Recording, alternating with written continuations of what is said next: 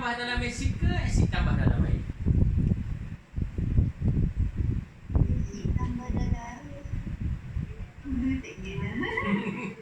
Nampak tak?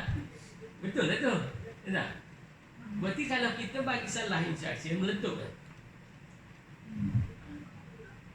Itulah yang saya bagi contoh yang sangat mudah.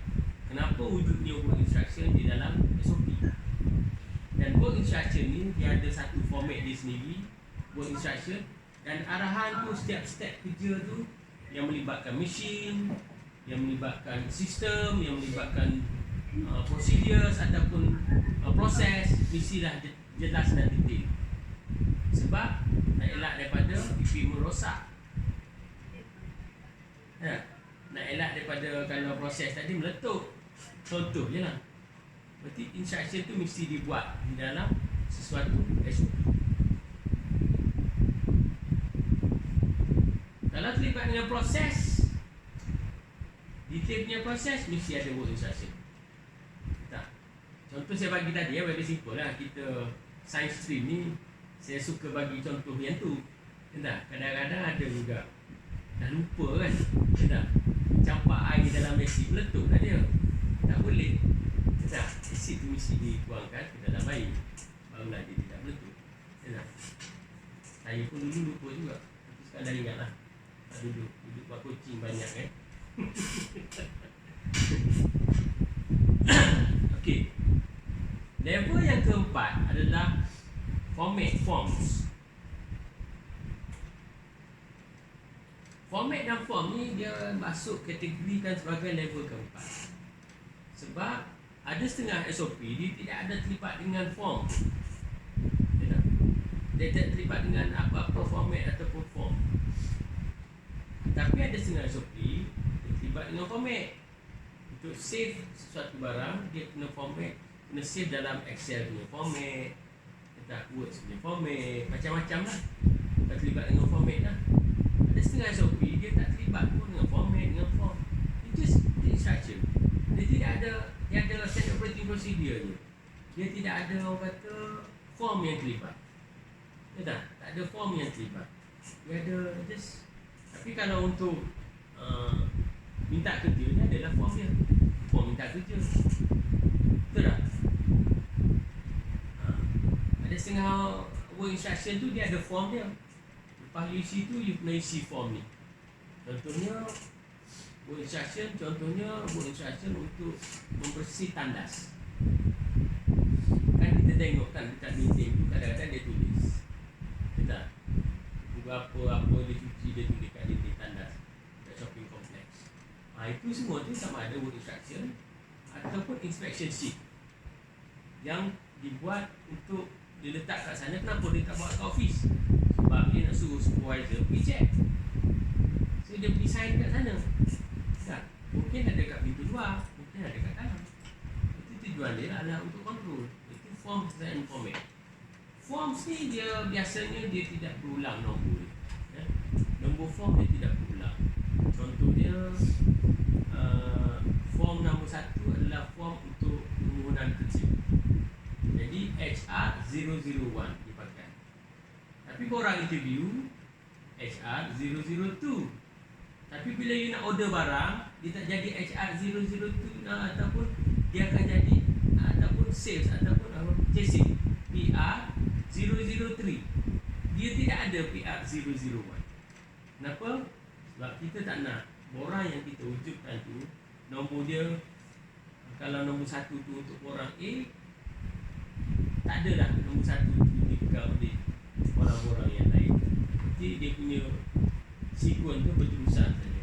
Kalau kita sebut, ambil orang nombor 10, orang dah tahu dah orang nombor 10 tu adalah orang minta cuti. Nak cuti orang nombor 10. Tak kira lah depan tu MD ke HR. Orang nombor 11, orang contohnya katakan orang nombor 11 tu orang claim allowance. Orang nombor 11. Jadi numbering of the form must be sambung saja. Walaupun di depan tu kita grupkan HR, production, ataupun shop retail. Depan tu tak apalah, dia tak kisahlah apa. Tapi nombor belakang tu isilah berterusan. Itu dia form. Ada setengah SOP dia ada form, ada setengah SOP dia tak terlibat dengan form. Ada setengah work instruction dia terlibat dengan form, dan setengah work instruction lain mungkin tidak ada terlibat dengan form. Cuma dia ada arahan juga dalam format yang telah disediakan. Itu je lah. Boleh setakat ni? Nak tanya, macam kalau buat SOP satu instruction tu, biasanya dia come, maksudnya kalau saya letak tu saya akan letak sekali juga. Dia gini, kalau organisasi tu besar, kalau organisasi tu besar, dia SOP dia ada satu buku, satu file. Dan work instruction tu dia ada satu file. Biasanya biasa kalau besar. Kalau dalam kes kita di farmasi, kita kena ada SOP. Buat SOP siap-siap. Kalau SOP tu kalau ada lah work instruction, kita buat instruction attach sekali. Kan besar pun kedai tu, kan? Lepas tu dalam SOP ni katakan ada borang yang terlibat, attachkan sekali. Tak, ni borang ni untuk SOP ni. Mungkin ada dalam SOP tu ada 2-3 borang. Dalam work instruction pun ada borang yang perlu diguna pakai. Tak nyatakan nombor borang tu, dia tak tertukar lah. Dalam SOP nyatakan borang A, B, C, nombor 1, 2, 3. Tapi dalam borang yang work instruction tu mungkin dia ada borang nombor 7, 8, 9 untuk perkara lain. Tapi borang dia tak sama dah. Dia tidak ada 1, 2, 3 lagi. Tidak. So, semua borang tu dengan SOP, dengan work instruction, dengan borang tu attach sekali, masukkan dalam satu file. Kalau besar, organisasi besar, macam tempat saya kerja kilang dulu, sampai store pun ada lebih kurang dalam 3-4 bangunan. Tak? So, separate lah. Dan kita kena ingat, SOP dengan work instruction ni mesti berada di tempat kerja, di tempat dia. Contohnya saya ambil contoh, katakan kita punya high blood test machine ada di depan, contoh berarti SOP ataupun work instruction untuk menjalankan tugas cek high blood pressure tu mesti ada dekat dengan mesin, supaya senang nak refer. Sebab dokumen ni semua boleh jadi satu bahan untuk buat latihan pun. Kalau tanpa kita bawa masuk, kita kata okay, you nak buat ni, you kena tengok SOP. You nak susun barang ni, you kena tengok SOP kat sini. Tak? Kalau susunan barang, you kena tengok instruction kat sini. You nak buka komputer, you kena ikut arahan instruction yang dah ada di tepi komputer ni. Nampak? Tujuan dia adalah untuk menyenangkan, memudahkan pekerja kita menjalankan kerja-kerja dengan betul dan tepat. Nah, dia buat kerja tu cara yang betul lah, sebab dia dah refer instruction tu. Dia dah refer SOP tu untuk memudah cara kan.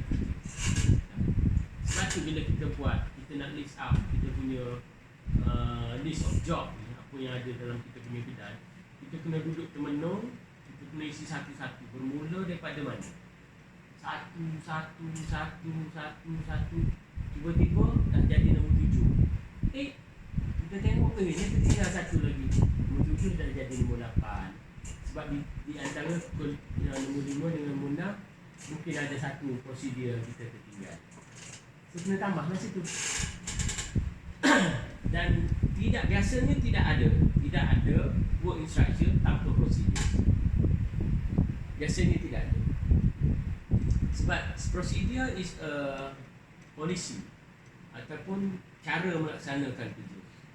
Dan work instruction adalah arahan yang detail untuk menjalankan kerja itu dengan betul dan tepat. Especially pada perkara-perkara yang terlibat dengan proses dan juga ada instrumen, ada equipment yang terlibat.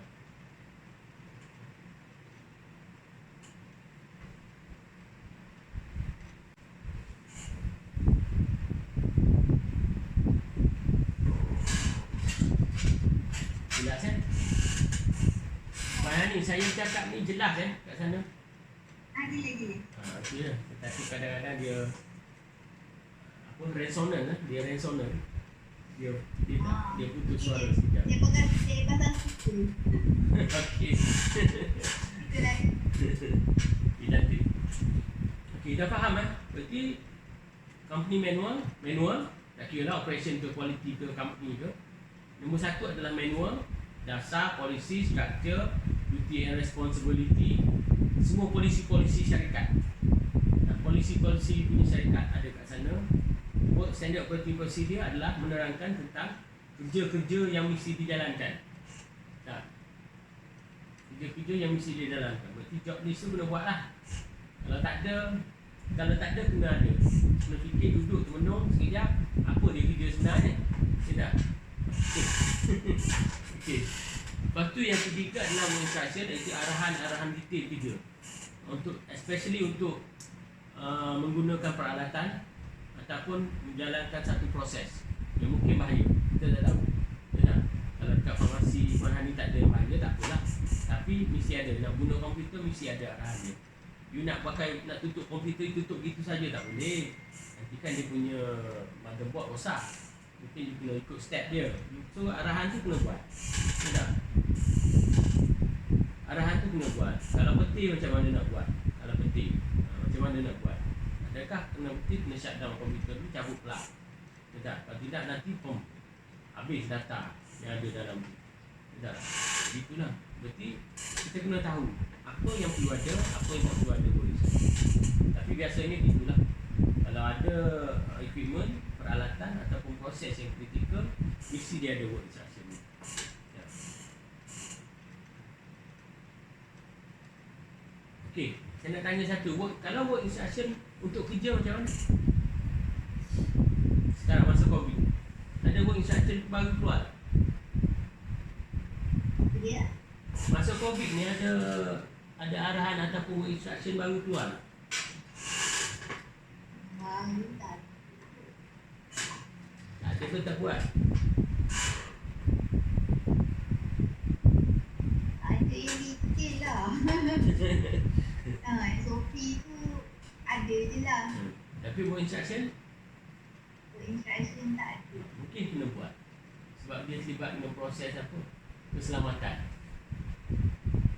Contohnya pakai mask, pakai PPE. Ada work instruction yang detail.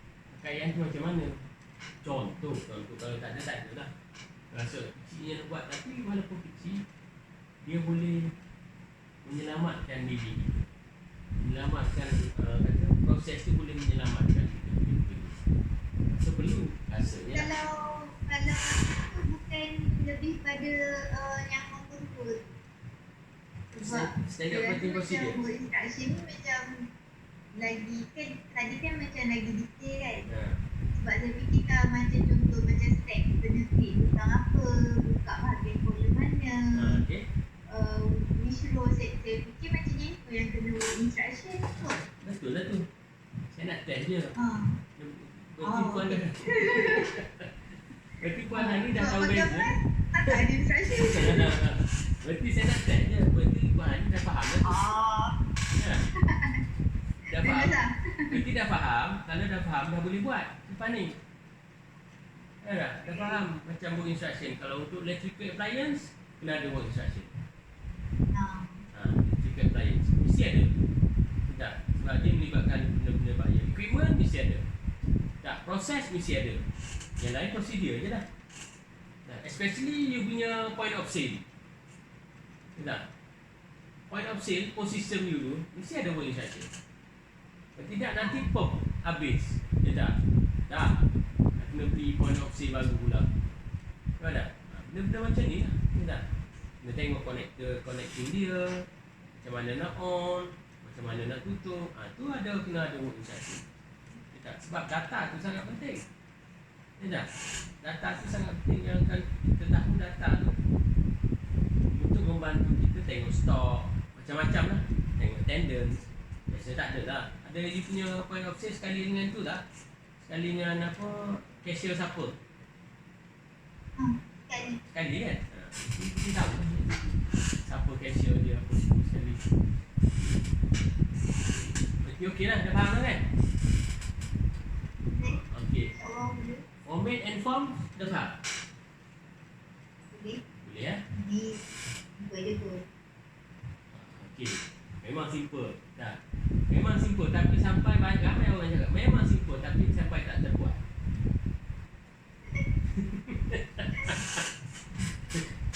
Simple sangat. Lepas tu tak buat. Lepas tu dah ada problem besok. Oh lama. Budak lah tak buat. Tak nak je tu lah. Nak buat. Dia pun buat. Okey, tak nak je tu lah. Okey, baik. Berarti, okey, yang last sekali adalah master record. Master record ni kita nak record apa sebenarnya master record ni? Master record ni adalah dia merekodkan kita punya dokumen tadi. Company manual ada berapa? Okay. Company manual tu ada berapa? Mungkin company manual ada satu saja. Tapi berapa bahagian? Ada bahagian HR, ada bahagian admin, ada bahagian production, ada bahagian scene, tak? Berarti semua dokumen tu dia rekod dalam master record. Contohnya SOP. Contohnya SOP. SOP menerima barang adalah SOP nombor 1. So dalam master record kita tulislah SOP receiving of raw material number 1. Tak revision number depan buku biasa kat buku depan tu bab 1 apa. Dia rekod pasal section 2. Section 1, section 2 dia menceritakan dokumen yang ada ni. Dia menceritakan tentang manual. Dia cerita pasal SOP. SOP ada berapa SOP nak tengok? You ada berapa SOP? Kejap, buka master record. Oh, kita ada total SOP adalah 10. Buka master record lah rekod. Kita ada SOP 10. Okey, SOP nombor 7 dah revision nombor 2. Lepas tu kita pergi tengok dekat station dia tu. Dekat station tempat SOP nombor 7 tu tengok. Dah. Dokumen nombor 1 pakai lagi. Nombor revision nombor 2 dah. Kenapa pakai revision nombor 1? So tukar. Jadi semua dokumen ni direkodkan, dijaga dekat master record. Master record ni dia tulis nombor dia punya format dia biasanya ada 1 nombor, lepas tu description tu menerangkan SOP ke ataupun menerangkan work instruction ke, tak? Lepas tu dia ada revision number, tak, revision date, dia ada remark. Itu yang minimum. Biasa kalau macam contoh kita buat revision kan, macam form dah buat form baru tu, so form lama tu better kita skip juga ke buang je? Form lama kita filing untuk reference slide saja. Ya tak? Dia asisten lah. Untuk filing, sebab filing tu menunjukkan bahawa kita dah ada form baru. Ya tak? Form baru filing bersama sana, berarti kita tahu oh, ni dah revision nombor 2. So jangan pakai borang yang nombor 1 ni untuk kita punya rekod. Dan rekod tukar form apa semua sekali, katalah you akan ada satu tahap you tak puas hati dengan form ni, tukar 2-3 kali sekali. Ya tak? Ada satu tahap. Tapi bila you dah finalize, you kena masukkan dalam form and format tadi bersama work instruction tu. Tapi rekod form tu nombor berapa, dah tukar revision nombor berapa, mesti ada di dalam device master record. Sebab master record ni akan mengawasi yang mana dokumen-dokumen yang telah diluluskan oleh pengurusan untuk diguna pakai. Sekiranya benda tu berlaku dalam master record dah revision nombor 2, tapi dekat tempat kerja masih lagi nombor 1, berarti telah melakukan kesalahan dari segi menjalankan kerja dengan tepat. Berarti kena tukar lah. Kena tukar. Senang, kita pun senang. Owner of the company ni pun senang. Tak? Dia refer kat situ, kita tengok dekat sana, orang sama tak pakai. Dia refer dekat master record, tengok revision number, pergi tengok dekat form tu, dekat tempat station dia kerja tu, SOP yang betul tak? Yang sama tak dengan seperti yang dicatat? Sebab tu kita panggil master record. Dan master record ni kita buat last. Kita bukan buat awal tak. Bila SOP dah in place, instruction dah in place, company manual dah in place, berarti kita compilekan dia punya list. Dia list je, list menerangkan dokumen apa yang ada di dalam kita punya organisasi. Iaitu kebanyakan orang banyakkan organisasi yang tak pergi kepada ISO, dia tak buat lah. Apabila dia pergi pada ISO sistem, nak dapatkan ISO, you punya kedai pun nak dapat ISO, in the end dia kena buat begini. Supaya bila refer kat sini, kita tahu dah berapa SOP kita ada, divisi nombor berapa yang kita guna sekarang. Nampak tak? Boleh kau ni? Nampak. Nampak Nampak lepas ni kena buat. Itu je. Nampak tapi tak buat, boleh. Nampak tak buat, tak boleh. Itulah sebab dulu fikir macam alah kedai kecil je tak payah buat. Dengan SOP boleh Tapi kadang untuk berkembang betul lah. dengan SOP boleh bantu kita banyak perkara.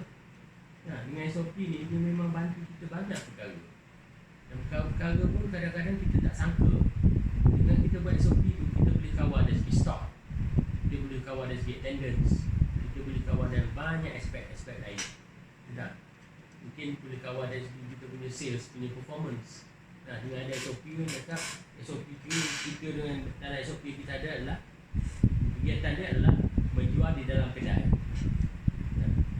So kita duduk dalam kedai lah. Tunggu orang datang.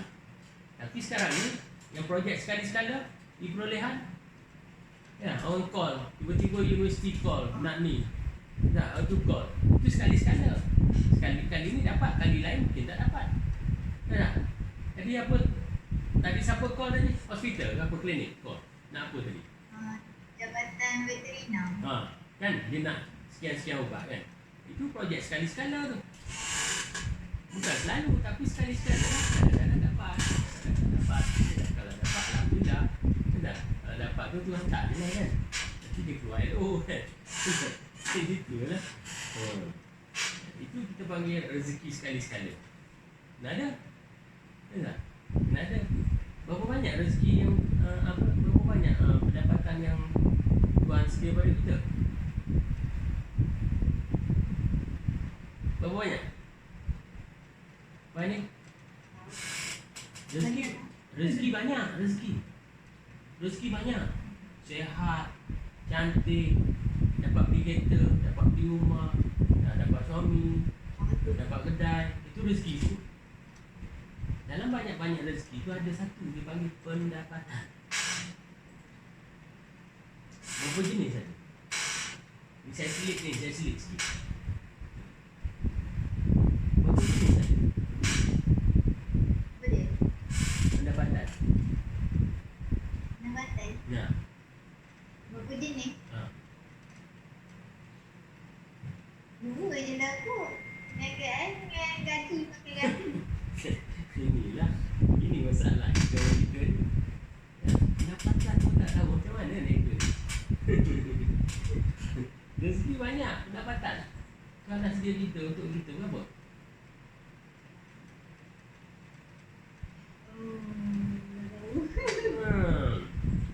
Tadi saya cakap pendapatan sekali-sekala yang dapat veterina tu kot. Pendapatan sekali-sekala. Satu. Lagi? Allah Ta'ala sendiri. Yang hari-hari kat kedai. Yang jual kat kedai hari-hari. Itu kita panggil apa? Pendapatan Harian. lalu. Harian. Harian. Lagi?